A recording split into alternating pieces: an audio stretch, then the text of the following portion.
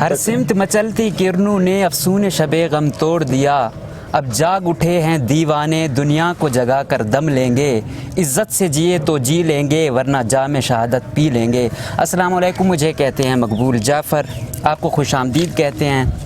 جیسا کہ آپ دیکھ رہے ہیں میرے ساتھ جو معزز شخصیت موجود ہے، ان کے بارے میں کوئی کہتا ہے کہ یہ ہمارے دلوں کی آواز ہیں، کوئی کہتے ہیں یہ ہمارا سب کچھ ہیں، اور کوئی ان پر طرح طرح کے بلیم لگاتے ہیں۔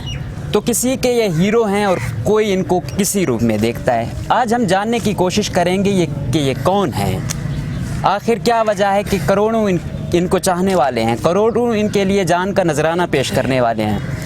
سب سے پہلے بہت بہت شکریہ منظور پشتین صاحب ہمیں وقت دینے کا۔ چلتے ہیں آپ کے بچپن کی طرف، یہ بتائیے گا بچپن کیسے گزرا، کہاں گزرا؟ بسم اللہ الرحمن الرحیم۔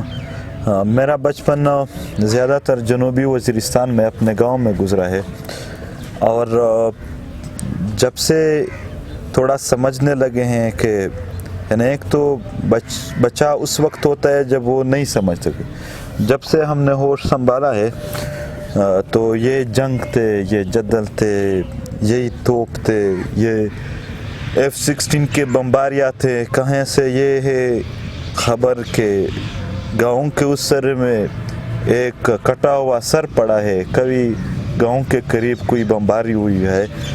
تو ایسے حالات میں بچپن گزاری ہے، اور اچھا یا برا کہنا، زندگی ہو اچھی ہے لیکن جس طرح ہم گزار رہے ہیں اس کو آپ مطلب یہ نہیں کہہ سکتے کہ ہم نے کوئی پرامن ماحول میں زندگی گزار رہا ہے۔ بدامنی ایک بلا ہے، مصیبت ہے، یہ چاہے آپ کے اپنے ڈائریکٹ آپ کے ساتھ ٹچ نہ ہو، آپ کے پڑوسیوں کے ساتھ، رشتہ داروں کے ساتھ ہو، تو بھی درد اتنا ہی پہنچتا ہے۔ تو یہ درد سہتے سہتے یہاں تک پہنچے ہیں۔ صحیح، غالباً آپ کا تو بہت برا تجربہ رہا بچپن کا۔ تو آپ کے والدین جس طرح ایک عموماً پشتون بلوچ گھرانوں میں ہوتا ہے، والدین بڑے اسٹرکٹ ہوتے ہیں، آپ کے والدین بھی سخت تھے یا پیار کرنے والے تھے؟ ممی نہیں، یہ والدین کے سخت اور پیار کرنے کا جو وہ ہے یہ میرے خیال میں ٹھیک نہیں، کیونکہ وہ سخت والدین بھی پیار تو کرتے ہیں، اس طرح نہیں ہوتا ہے کہ وہ پیار نہیں کرتے ہیں۔ ہاں، ہمارے جو والد صاحب ہیں وہ ایک انتہائی اسٹرکٹ بندہ ہے، اصولوں پہ کبھی کمپرومائز نہیں کرتے ہیں۔ گھر کے جو اصول تھے ان کی پاسداری سب سے اہم ہوتی تھی، سب سے زیادہ پڑھائی کا ٹائمنگ، کھیل کا ٹائمنگ، سب میں ٹائمنگ جو ٹائم ٹیبل تھا اس کو خراب کرنے یا اس میں ادھر ادھر ہونے کا گنجائش بہت کم بلکہ نہیں دیتے تھے بالکل۔ تو والد صاحب یہ تو پیار تو ظاہر سی بات ہے والدین ضرور کرتے ہیں، ماں باپ دونوں، اور باقی جو وہ کرتے ہیں تو اچھے مستقبل کے لیے اور آنے والے وقت میں ایک ایسا بچہ بڑا کرنا جو معاشرے پہ بوجھ نہ ہو، جو ایسی غلطی یعنی اگر گھر میں آپ بے پرواہ ہیں تو شاید آپ کل معاشرے میں بھی اسی طرح لاپرواہ گھومو پھرو، اور جو کچھ بس کیا اس کو یہ نہیں سمجھا کہ اس سے نقصان ہے معاشرے کو یا غلط، اس وجہ سے وہ معاشرے میں ایک اچھا بچہ بڑا کرنے کی خواہش لے کے اپنے بچوں کو ڈانٹتے بھی ہے اور سب کچھ کرتے۔ باقی پیار تو ضرور ہوتی ہے، اور بہت زیادہ۔ میرے والدین تو شاید سختی یعنی اسٹرکٹ ہونے کے ساتھ ساتھ پیار بھی کرتے تھے۔ صحیح۔ تو آپ کو بچپن سے کیا بننے کا شوق تھا؟ آپ کی ڈریم جاب کیا تھی کہ میں کیا بنوں؟ یار اصل میں یہ تھا کہ ہم اس وقت قبائلی علاقوں میں تھے، تو میں نے اصل میں اپنا میٹرک آرمی اسکول بنو سے کیا ہے۔ پہلے تو 6th 7th 8th تک گاؤں کے اسکول میں تھا، اس کے بعد آرمی اسکول بنو میں پڑھتے تھے۔ پہلے پائلٹ بننے کا شوق تھا، مگر بعد میں جب میں نے دیکھا کہ پائلٹ ہمارے علاقے میں بم گرا رہے ہیں، میں آپ کو بتاتا ہوں کب مجھے چینج کیا گیا۔ ہمارے قریب علاقے زیارت جے میں یہ 2015 میں بمباری ہوئی، جس میں 4 خواتین اور 5 بچے شہید ہوئے، ان کے ٹکڑے ٹکڑے ہو گئے۔ ہم ان کے ٹکڑے اکٹھے کر رہے تھے اس میں ایک کا والد تھا, انہوں نے 3 ہاتھ اکٹھے کیے, چھوٹا ہاتھ ان کے 2 بیٹیاں تو نہیں مل رہا تھا, تو یہ پتہ نہیں چل رہا تھا کہ کون سے سر کے ساتھ کون سے ہاتھ رکھے جائے. تو ان میں سے انہوں نے ایک کا انگوٹھا, یہ کیچڑ میں انگوٹھا پڑا تھا, اس نے کہا یہ بڑی بیٹی ہے, میں نے پچھلے عید میں اس کے لیے ایک انگوٹھی خریدی تھی. تو جب یہ دیکھا کہ یہ پائلٹ لوگ اس طرح بھی کرتے ہیں, تو ان حالات نے مجھے اس شوق سے روک کے رکھا کہ نہیں, میں ایسے چیزوں کا علاقار نہیں بن سکتا ہوں یا میرے وطن کے بربادی کا سبب بنے. صحیح. تو کھیل میں آپ کتنی حد تک دلچسپی رکھتے تھے اور کون سے کھیل آپ کو پسند تھے؟ کرکٹ کھیلتا ہوں. بالر ہیں, بیٹسمین ہیں, آل راؤنڈر ہیں؟ آل راؤنڈر ہوں, اچھا سا اسپنر ہوں, بال ایک جگہ پھینک کر دوسری طرف گھمانا, سوئنگ کرتے. ہاں یہ بھی صحیح طرح کر سکتا ہوں. اور بیٹنگ میں جارحانہ بیٹنگ کرتا ہوں, یعنی چھکے اور چوکے لگانا تھوڑا شوق سے اور کافی پاور سے. اچھا. خوبصورتی میں کیا پسند ہے آپ کو؟ قدرتی خوبصورتی میں آپ کو کیا پسند ہے؟ انسانی خوبصورتی میں آپ کیا پسند؟ قدرت تو ہے ہی خوبصورت, قدرت خوبصورت ہوتا ہے. آرٹیفیشل چیز تو ضائع ہونے والی چیز ہوتی ہے. قدرت خوبصورت ہے, اور یا تو میرا نظر ہے یا پشتونخوا وطن کی خوبصورتی کو نظر انداز کرنا میرے لیے تو ناممکن ہے, لیکن اس جیسا خوبصورت وطن اور اس جیسی خوبصورتی, وہاں کے لوگوں کے عادات, اخلاق اور پشتون والی جو اچھے لوگ ہیں, جو مطلب برائی کو پسند نہیں کرتے ہیں, ان کو یہ سب اچھی عادتیں پسند ہے. صحیح. انسانی خوبصورتی میں آپ کو کیا پسند ہے؟ آنکھیں, بال, قد؟ یہ نہیں ہوتا ہے. یہ خوبصورتی قد میں یا بالوں میں یا آنکھوں میں نہیں ہوتی ہے, خوبصورتی انسانیت میں ہوتی ہے. ایک انسان کتنا % انسانیت کے مطابق کام کرتا ہے, تو اس میں ہوتی ہے. مجھے انسانیت, انسان کے اندر انسانیت پسند ہے. صحیح.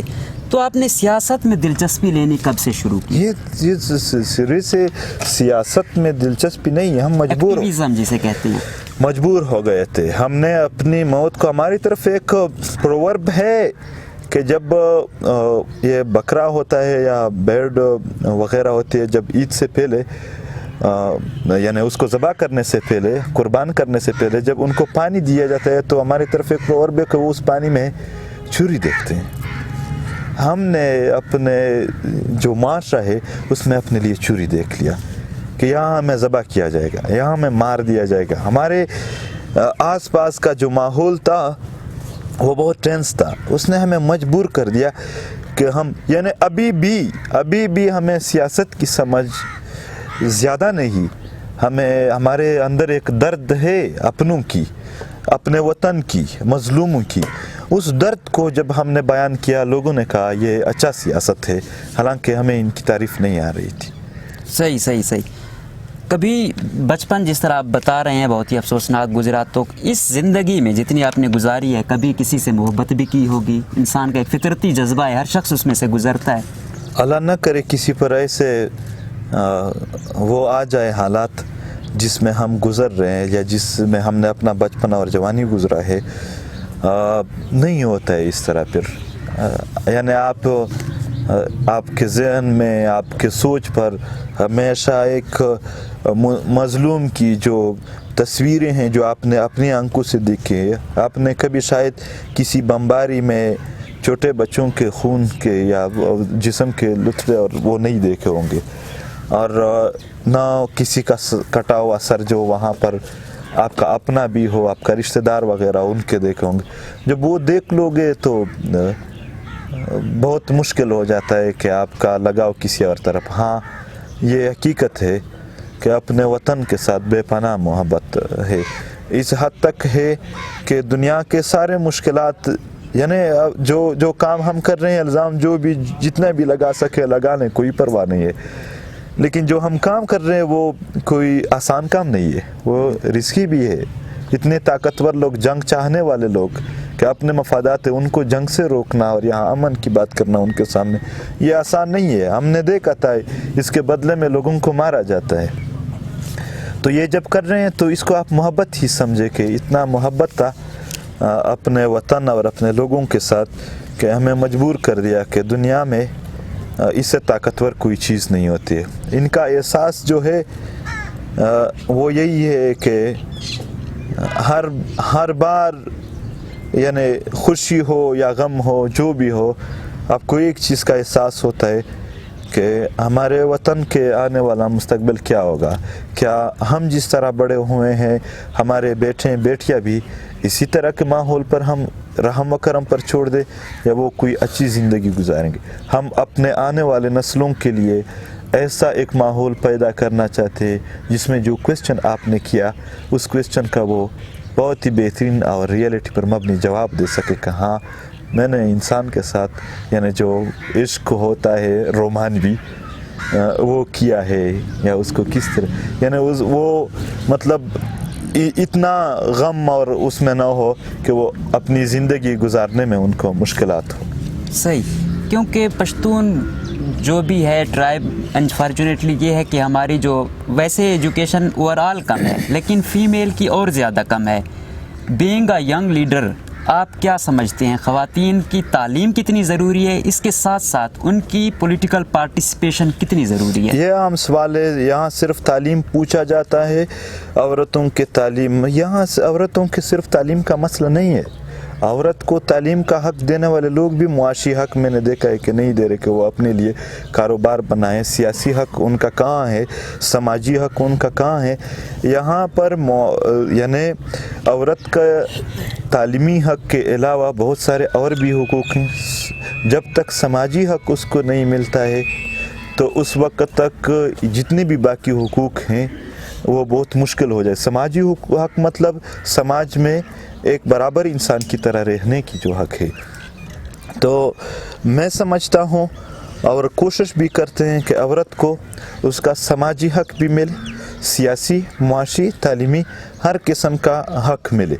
अपनी तरफ से जितना हमसे हो सके हम करते हैं। अपने जलसे जुलूस में जितने भी ख़वातीन पार्टिसिपेशन करते हैं, मर्दों के मुकाबले में, मर्दों के जो पार्टिसिपेशन है उनके मुकाबले में जो तनासब होते तकरीर का उनका ज़्यादा देते हैं, ताकि यहाँ पर वो अपने वतन की बात ख़ुद कर सके।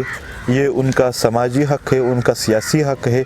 और इसी तरह ख्वाहिश ज़ाहिर करते हैं और काम भी करेंगे कि औरत को समाजी, सियासी, माशरती, तालीमी तमाम हुकूक मिले और हो, और अपनी तौर से यानी हमारी जो बेटी होती है या हमारी जो बहनें होते हैं उनको इस तरह तरबियत, या बीवी होती है या माँ होती है, इस तरह तरबियत कि वो माशरे में एक अच्छा किरदार अदा कर सके। वो मतलब यहाँ पर सियासी, समाजी, माशी तौर पर वो बेहतरीन सोच की आमिल हो और उस पर अमल करने भी उसको रुकावट ना हो, और वो माशरे के लिए यानी सियासी, समाजी, माशी हर किस्म की फ़ायदे का सबब बन सके। सही। अगर मंजूर पश्तीन वज़ीर आज़म बन जाता है तो कौन से 5 काम करेगा मुल्क की बेहतरी के लिए? यार ये तो बहुत यानी आपने कम्प्लेक्स क्वेश्चन पूछा। 5 सवाल यहाँ। तो सबसे पहले मुझे वतन की खुद मुख्तारी यानी पश्तूनख्वा वतन की खुद मुख्तारी जितने भी बाकी हैं सबको खुद मुख्तार के वो अपने सरज़मीन पर अपने ही ज़िंदगी के जो उनके ब्लड केमिस्ट्री है, फ़िक्री केमिस्ट्री है, उनके मुताबिक अपने लिए निज़ाम बनाकर अपनी ज़ुबानों में और अपने ही हालात के मुताबिक मुआशी निज़ाम और सब कुछ बराबर कर सके। ये ज़बरदस्त बात होगी कि वो खुद मुख्तार हो और अपने फ़ैसले ख़ुद कर सके। यही सबसे अहम बात होगी।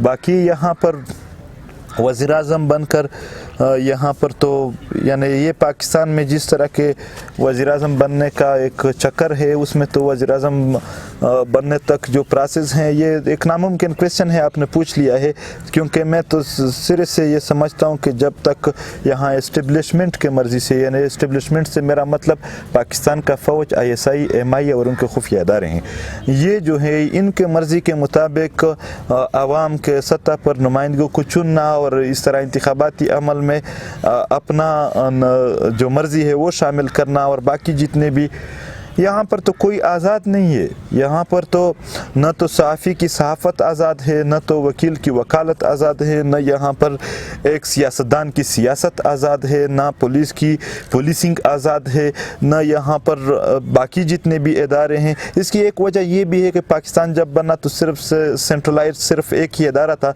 जिसने बाकी इदारे बनाए, तो वो फ़ौज ही था। तो फ़ौज के पास जब तक इख्तियारात हो तब तक ये क्वेश्चन जो आपने पूछा वो पूछना भी किसी ने से नहीं चाहिए, और न किसी के ये ख्वाहिश होना चाहिए कि इस तरह तरीक़ों से कोई वज़ीर आज़म बने। अगर कोई ये ख्वाहिश ज़ाहिर करता है कि इस तरीके से वज़ीर आज़म बने तो वो लोगों के जो उम्मीद उनसे लगाएगा वो उन पर पूरा नहीं उतरेगा, न वो पूरा कर सकेगा। क्योंकि जब तक हर इदारा अपना काम खुद नहीं करेगा, यानी हम कहते हैं फ़ौज टैंक बना सकते हैं, फ़ौज टैंक जहाज़ बना सकते हैं, वो बंदूक को भी चला सकते हैं, इन सलाहियतों पर हमें वो इतरा, लेकिन फ़ौज पार्लियामान बनाया गया है, उनका सलाहियत ही नहीं है। फ़ौज यहाँ पर एजुकेशन में, बाकी डिपार्टमेंट्स में, यहाँ वज़ीरिस्तान में और बाकी फाटा में तो ठेके जो हैं ठेकेदार ये भी ये करते हैं। और ये जो खैर पश्तूनख्वा में तो बहुत गड़बड़ हालात है, खुद मुख्तार पश्तूनख्वा या खुद मुख्तार बलूचिस्तान, खुद मुख्तार पंजाब, खुद मुख्तार सिंध, यही उनका पास हल है। हर इलाके के जो लोग होते हैं वो अपने मसाइल से भी बाखबर होते हैं और उनके हल के लिए वहाँ की लीडरशिप संजीदा भी होती है, लेकिन जब उनके पास इख्तियार न हो तो कैसे हल करेंगे। सही। तो आप कह रहे हैं कि इख्तियार दिया जाए जो प्रॉपर आइन के मुताबिक है।